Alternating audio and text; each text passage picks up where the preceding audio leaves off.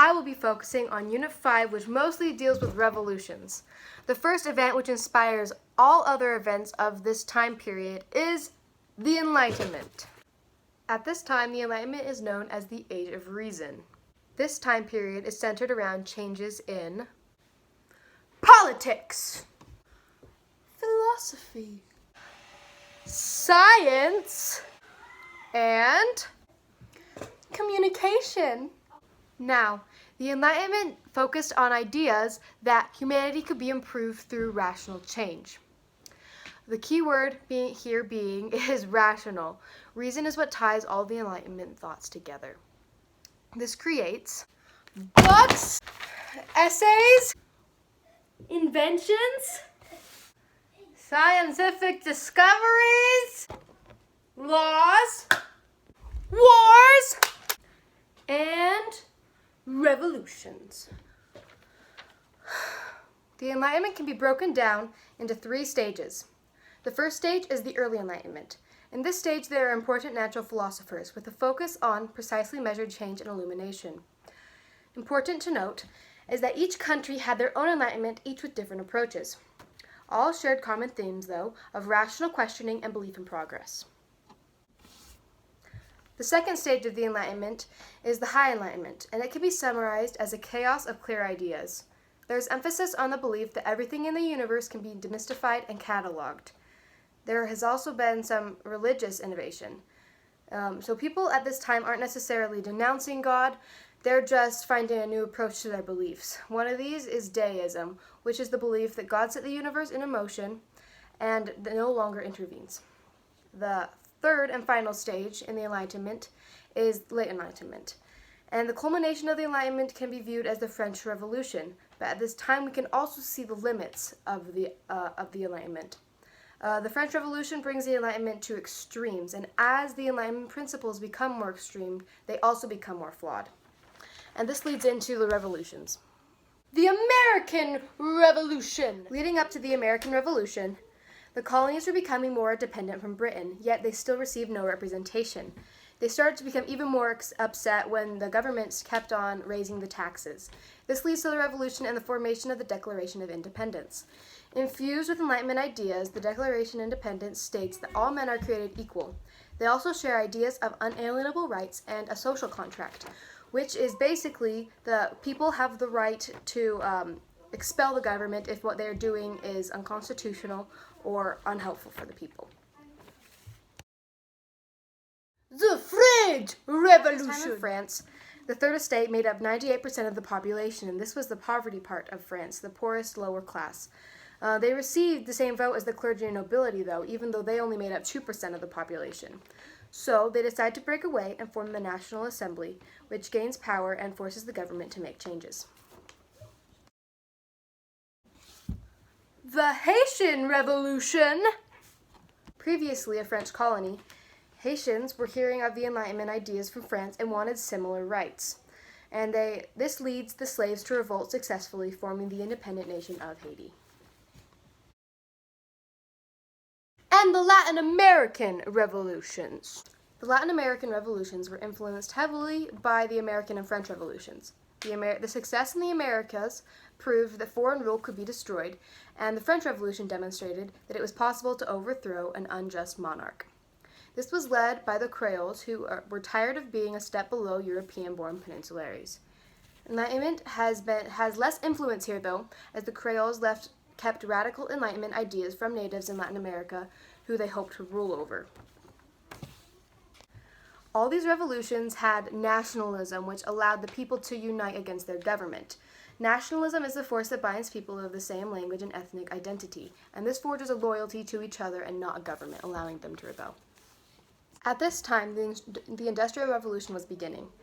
Industrialization is a process of making goods with machines to make labor more efficient. Before, skilled artisans were required to create entire products, which is a slow process. New emphasis was placed on creating basic parts, though, which was done on an assembly line with unskilled workers through industrialization. And it begins in England, which is due in part to the rich resources from their colonies. This quickly spreads across Europe, who is profiting from similar advantages. and from there it becomes global. Major technological advances were made at the time as well. The main one was the steam engine.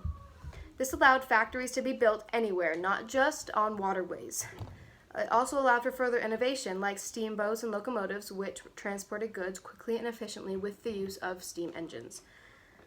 The new invention of electricity also allowed for creation of the telegraph, which helped communication.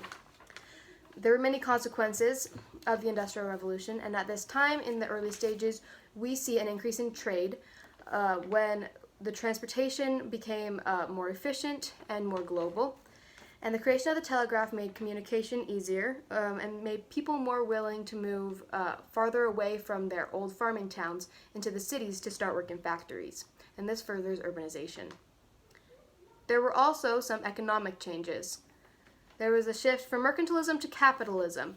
Mercantilism included a lot of government intervention, and it had a limit to the wealth that you could receive.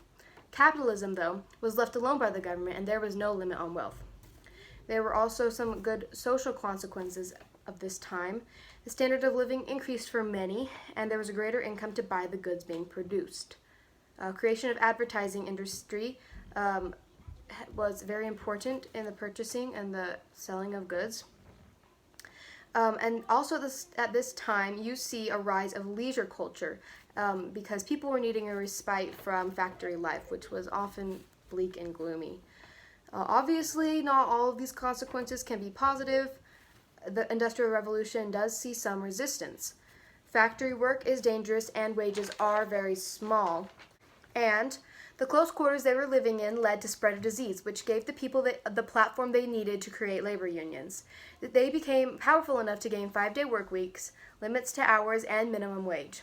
Unions also started to protect children who were being used for cheap labor. They outlawed child labor below the age of 10. With working parents and therefore no supervision, school attendance becomes mandatory. There were great societal changes as a result from all of this. One of them, because the parents were at work and the kids were at school, there was little interaction, so the family unit becomes a little more fractured. We also see an influx to urban areas and an increase in population. Tenement living became very popular for factory workers, but the buildings were constructed very poorly, and they had bad ventilation, and they were often unsanitary. For the middle class, this was good news. They increased their wealth, and white-collar jobs were created, which were a lot better standards than they were for the factory workers. Women at this time were expected to raise their children to function in society and to serve their husbands. Some were able to find their voice and speak out against societal pressures, though. There were also many environmental effects and consequences of industrialization.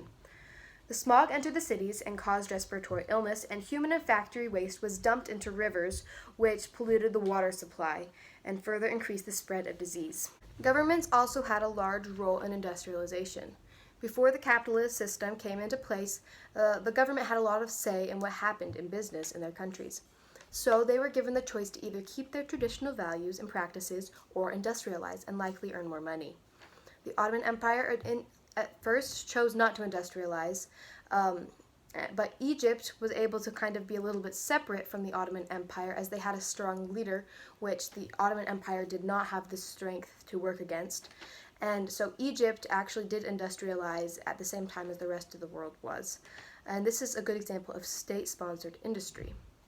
Japan also had tended toward introversion, and in the beginning they decided they didn't want to industrialize either, but as the Western powers started to come to their country and try to open up trade, they decided that it would be best if they did begin to industrialize on their terms so they could keep their cultures. Throughout this unit, the main changes are in urbanization and population increase.